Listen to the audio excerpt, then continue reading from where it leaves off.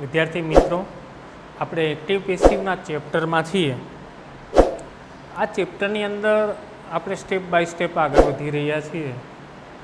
તમને એમ થતું હશે કે આમાં કેટલું છે, ઘણું છે, કારણ કે અંગ્રેજી ગ્રામરના મુખ્ય બે ચેપ્ટર કહેવાય છે, એક્ટિવ પેસિવ અને ઇનડાયરેક્ટ સ્પીચ. કોઈ ગભરાવાની જરૂર નથી, બધું તમે ધ્યાનપૂર્વક સમજતા જશો એટલે સહેલું જ છે. પહેલા લેક્ચરની અંદર આપણે શું જોયું? હકાર વાક્યનો અભ્યાસ કર્યો, એફિર્મેટિવ. બીજા લેક્ચરની અંદર શું જોયું? તો કે નેગેટિવ નકાર વાક્યો અને ઇન્ટ્રોગેટિવ નોન WH સાદા સહાયકારક ક્રિયાપદના પ્રશ્નાર્થ વાક્યો, નકાર વાક્ય જોયા. ત્રીજા લેક્ચરની અંદર શું જોયું? આપણે WH પ્રકારના વાક્ય જોયા છે.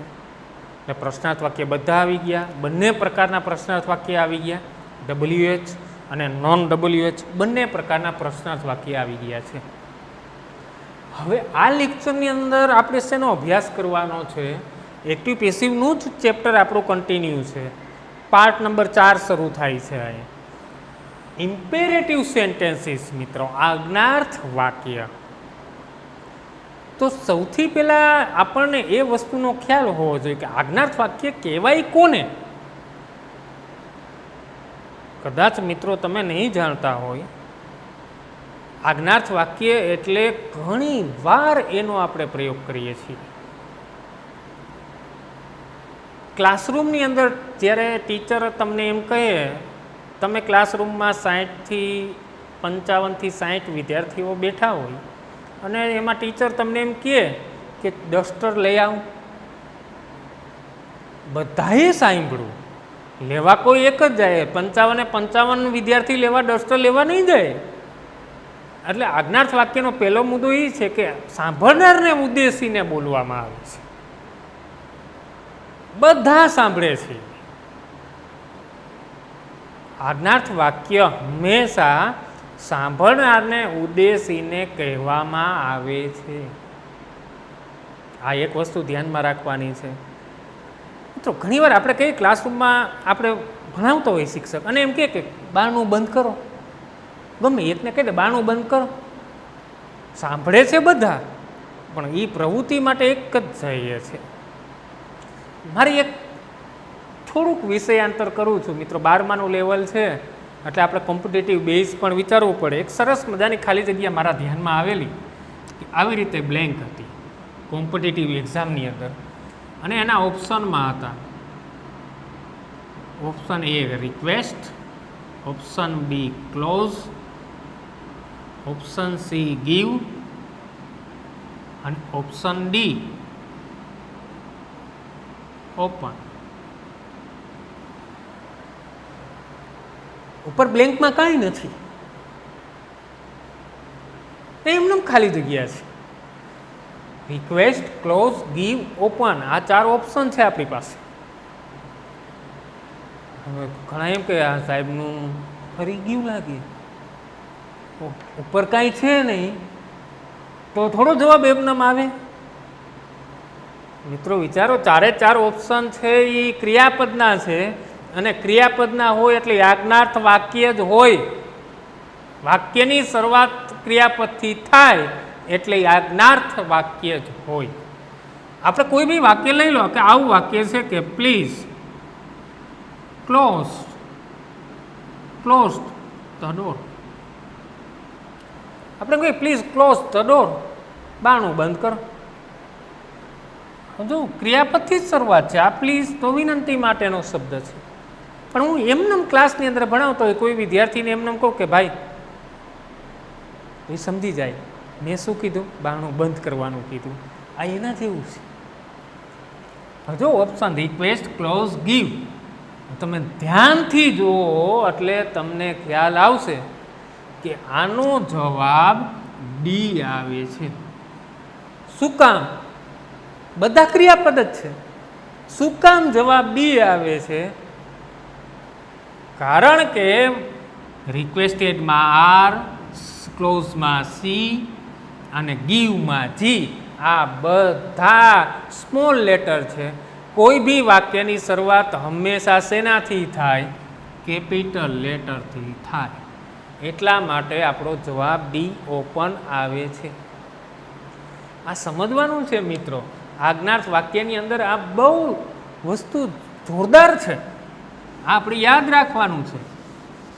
હવે શું કહેવા માગીએ છીએ, આપણું મેન ફોકસ તો શું છે કે આજ્ઞાર્થ વાક્યનું પેસિવ કેવી રીતે થાય. મિત્રો, આજ્ઞાર્થ વાક્યનું પેસિવ કરવું હોય ત્યારે એમાં ધ્યાન એ રાખવાનું કે તમે પેસિવ આજ્ઞાર્થ વાક્યની પેસિવ રચનામાં તો સૌથી પહેલાં તમારે એ ધ્યાન રાખવાનું કે એક કોમન બેઝ એવો છે કે તમે યુ આર કરી અને પછી વાક્યનો ભાવાર્થ આવે છે, અને પછી હકાર હોય તો ટુ ક્રિયા સંયોજક, નકાર હોય તો નોટ ટુ, અને વાક્યને જોડી દેવાનું. ઘણી બધી રીતે આજ્ઞાર્થ વાક્યનું તમે પેસિવ કરી શકો છો. જોઈએ આપણે ઉદાહરણથી આપણે એને સમજવાનું છે. પહેલું વાક્ય આપણે જોઈએ. પહેલું વાક્યથી આપણે બધી અલગ અલગ ટેકનિક આપણે જોશું. Please post this letter. આજ્ઞાર્થ વાક્યનું પેસિવ 3 રીતે મિત્રો થાય છે. એકદમ ઇઝી છે. કઈ કઈ 3 રીત આવે છે? એક લેટ વાળી રીત છે. કઈ રીત છે? લેટ વાળી. લેટ વાળી રીતમાં શું છે તો કે વાક્યની શરૂઆતમાં લેટ આવે છે અને પછી કર્મ આવે છે. કર્મ કયું છે તો કે ધીસ લેટર. લેટ વાળી રચનામાં શું આવે છે? વાક્યની શરૂઆતમાં લેટ, પછી કર્મ, અને પછી શું લેવાનું છે તો કે બી લેવાનું છે. આ ભૂલાઈ ન જાય. શું લેવાનું છે? બી. અને પછી ક્રિયાપદનું ભૂતકૃદંત એટલે પોસ્ટનું ભૂતકૃદંત શું થશે તો કે પોસ્ટેડ. આપણે શું કર્યું તો કે વાક્યની શરૂઆતમાં લેટનો પ્રયોગ કર્યો, ત્યાર પછી શું કર્યું તો કે કર્મનું સ્થાન આપ્યું, પછી શું લીધું?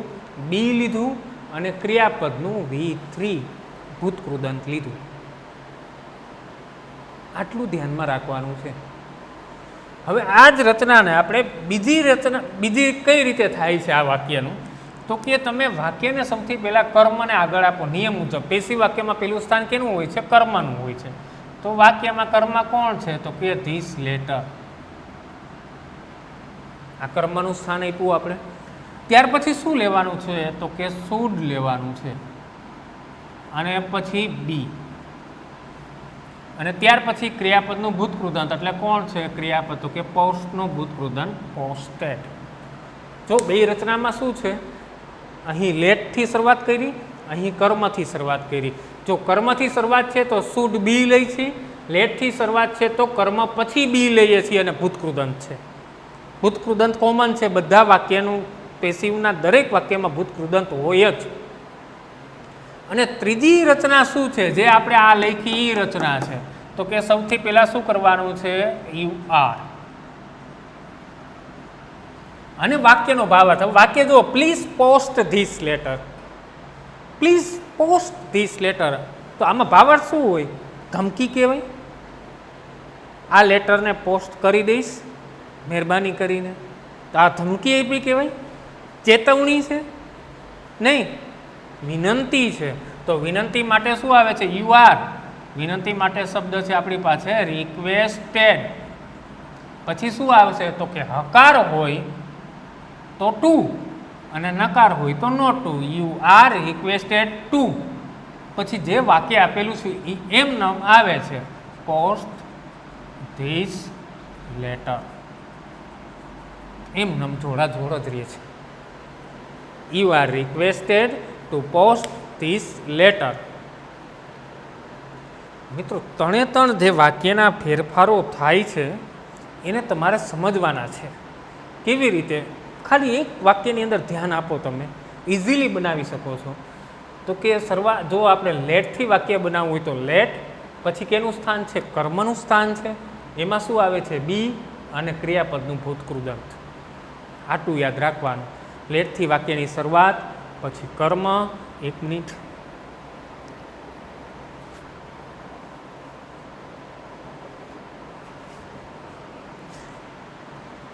લેટ, કર્મ, બી અને ભૂતકૃદંત. કર્મથી શરૂઆત કરીએ તો શુડ આવે છે અને પછી બી અને ભૂતકૃદંત. જો યુ આરથી કરવું હોય તો યુ આર, પછી ભાવાર્થ, પછી હકાર હોય તો ટુ, કારણ કે આજ્ઞાર્થ વાક્ય નકારાત્મક કઈ હોય છે એ આપણે આગળ જોશું. પછી પાછળનું વાક્ય એમનેમ રહે છે. તમને જે આમાં યાદ રહે એ રીતથી તમે વાક્ય લખી શકો છો. ત્યાર પછીનું વાક્ય આગળ હજી વાક્યનો અભ્યાસ કરીએ આની અંદર આપણે. વાક્ય number 2, take this medicine regularly. Take this medicine regularly. જો વાક્યની શરૂઆત ક્યાંથી છે? ક્રિયાપદથી. ક્રિયાપદથી શરૂઆત છે એટલા માટે આજ્ઞાર્થ વાક્ય હોય છે. હવે આપણે આજ્ઞાર્થ વાક્યનું પેશીમાં આપણે 3 રીત શીખ્યા છે. 3માંથી આપણને કઈ રીત લાગુ પડે છે એનો અભ્યાસ કરો. સ્ટેપ બાય સ્ટેપ જોતા જાય. તો સૌથી પહેલાં લેટવાળી રચના જોઈએ તો કે લેટ, પછી શું આવે છે? કર્મ. તો વાક્યમાં કર્મ શું છે? This medicine. This medicine. અને પછી કેનું સ્થાન છે? બી. અને ટેકનું ભૂતકૃદંત શું થશે? ટેકન. પાછળ જે શબ્દો છે વધારાનો એ મૂકી દે રેગ્યુલરલી. લેટવાળા વાક્યમાં આપણે ફક્ત એટલું જ યાદ રાખવાનું છે, લેટ પછી કર્મનું સ્થાન, પછી બી લેવાનું છે. ભૂતકૃદંત પહેલાં બી ભૂલાય નહીં. કર્મના સ્થાનથી આપણે વાક્ય બનાવીએ તો કેવી રીતે વાક્ય બને છે? તો કર્મનું સ્થાન આગળ લઈએ આપણે તો શું બને? This medicine. પછી શું લેવાનું છે? Should be. ક્રિયાપદનું V3 એટલે શું થશે? Taken regularly. સમજાય? આ 2 રીતમાંથી તમે લખી શકો છો. અને ત્રીજી રીત છે કઈ રીતની છે? તો કે યુ આર અને પછી વાક્યનો જે ભાવાર્થ છે એ ટેક ધીસ મેડિસિન, આ દવા રેગ્યુલર લેજો. તો શું કહેવાય? સલાહ આપે છે આપણને. તો advised, you are advise to, અને પાછળનું વાક્ય જોડી દો, ટેક ધીસ મેડિસિન રેગ્યુલરલી. હકારાત્મક વાક્યની અંદર આપણે ફક્ત એટલું જ યાદ રાખવાનું છે કે લેટથી શરૂઆત કરીએ તો કર્મ, બી ભૂતકૃદંત. કર્મથી શરૂઆત કરીએ તો શુડ બી આવે છે. અને યુ આર કરીને શરૂઆત કરીએ તો ટુ, અને પાછળનું વાક્ય એમનેમ જોડાઈ જાય છે. હવે આપણે આનું નકારાત્મક પ્રકાર જોવાનો છે મિત્રો. કયો પ્રકાર? નકારાત્મક આજ્ઞાર્થ વાક્યો. નકારાત્મક પ્રકારના આજ્ઞાર્થ વાક્યો હંમેશા ક્યાંથી શરૂ થશે? ડોન્ટથી શરૂ થશે. આ ધ્યાનમાં રાખવાનું છે તમારે. નકારાત્મક જ્યારે આજ્ઞાર્થ વાક્ય હશે તો એ ડોન્ટથી શરૂ થશે. જેમ કે don't eat fast food. Don't eat fast food અથવા ડોન્ટ ઇટ જંક ફૂડ. હવે વાક્યની શરૂઆત ક્યાંથી થઈ છે? તો કે ડોન્ટથી થઈ છે. એટલે નકારાત્મક આજ્ઞાર્થ વાક્યનો પ્રકાર બને છે. તો આનું પેસિવ જે કઈ રીતે થાય છે એનું જોઈએ. સેમ આ જ રીતે થોડોક ફેર છે. તો લેટથી આપણે વાક્ય બનાવીએ તો લેટનું લેટ. હવે કર્મ શું છે? તો કે fast food. Let fast food. પછી કેનું સ્થાન છે? બી. પણ એની પહેલાં નકારાત્મક છે એટલે શું મૂકવાનું? Not be eaten. બસ આટલું જ છે. Let fast food not be eaten. કંઈ નથી બીજું આની અંદર. હવે કર્મથી આપણે વાક્ય બનાવીએ તો કેવી રીતે બને છે? તો કે વાક્યની શરૂઆતમાં કર્મ મૂકી દઈએ ફાસ્ટ ફૂડ. પછી શું લેવાનું છે? શુડ. નકારાત્મક છે એટલે નોટ બી ઇટન. બસ, બીજું કંઈ યાદ રાખવાનું નથી. યુ આર કરીને આપણે વાક્યના ભાવાર્થ મુજબ જો બનાવવું હોય તો કેવી રીતે બને છે? You R don't eat fast food. Fast food ખાશો નહીં, તો આમાં શું કહેવાય? ઓર્ડર કહી શકાય છે. તો કઈ રીતે આવે? You are ordered not to eat fast food. હવે હકારાત્મક આજ્ઞાર્થ વાક્ય અને નકારાત્મક આજ્ઞાર્થ વાક્યમાં તફાવત શું પડ્યો છે? જો હકારાત્મક આજ્ઞાર્થ વાક્યમાં શું આવે છે? ટુ. નકારાત્મક આજ્ઞાર્થ વાક્યમાં શું આવે છે? Not two. બસ, બાકી રચના તો કોમન જ રહે છે બંને પ્રકારોની. હજી આનું વાક્ય એક જોઈએ, બીજું વાક્ય જોઈએ, ડોન્ટ ફાયર. ડોન્ટ ફાયર આ વાક્યનો આપણે ફેરફાર કરીએ તો ડાયરેક્ટ આપણે આ રચના મુજબ વાક્ય બનાવવું હોય તો કેવી રીતે બને છે? યુ આર ફાયર કરશો નહીં, ઓર્ડર કરે છે. You are ordered not to fire. You are ordered not to fire. આવું જ વાક્ય હજી છે આપણે જોઈએ તો. Don't March. માર્ચ સરસ શબ્દ છે, આગે કૂચ કરવી લશ્કરી શબ્દ છે. તો એનો ફેરફાર કરવો હોય કેવી રીતે થાય? ઇઝીલી તમે વાક્ય બનાવી શકો છો. યુ આર લશ્કરી શબ્દ છે એટલા માટે શું આવશે? Commanded not to march. You are commanded not to march. બંને પ્રકારના વાક્યની અંદર તમે જુઓ, હકારાત્મક આજ્ઞાર્થ વાક્ય હોય, નકારાત્મક આજ્ઞાર્થ વાક્ય હોય, તો ફક્ત આપણો ફેર ક્યાં પડે છે? નકારાત્મકમાં શું આવે છે? Not two.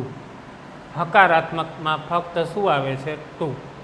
અને યાદ રાખો, 3 રીતે આજ્ઞાર્થ વાક્યનો ફેરફાર થાય. લેટથી કરો તો કર્મ આવે છે, પછી બી લેવું પડે છે. જો કર્મથી શરૂઆત કરો તો શુડ બી લેવું પડે છે. આ યાદ રાખજો આ શબ્દ. અને વાક્યના ભાવાર્થ મુજબ જો તમારે લેવું હોય તો આગળ યુ આર કોમન આવે છે. અને આપણને ખ્યાલ છે દરેક પેશી વાક્યમાં ક્રિયાપદનું ભૂત કૃદંત જ આવે છે. પણ જો યુ આર અને વાક્યના ભાવાર્થથી લો તો ભાવાર્થ છે એ ભાવાર્થનું V3 આવી જાય છે.